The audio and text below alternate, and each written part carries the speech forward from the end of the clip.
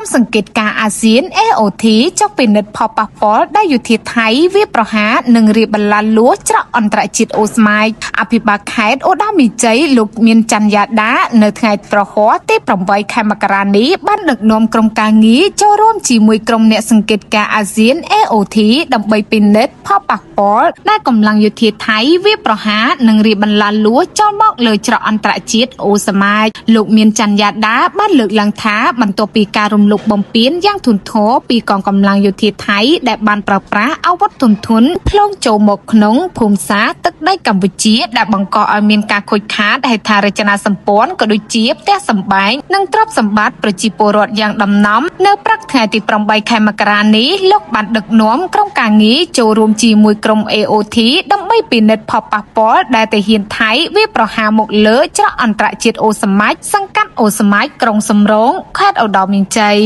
គួរឲ្យដឹងថាក្រុមសង្កេតការអាស៊ាន AOT ថ្មីនេះក៏បានចុះពិនិត្យផលប៉ះពាល់ស្ពានអូជីកដែលរងការខូចខាតដោយសារយោធាសៀមឈ្លានពានប្រើយន្តហោះ F16 ទម្លាក់គ្រាប់បែកនៅស្រុកចង្កល់ខេត្តឧត្តរមានជ័យព្រំប្រទល់ស្រុកស្រីស្នំខេត្តសៀមរាប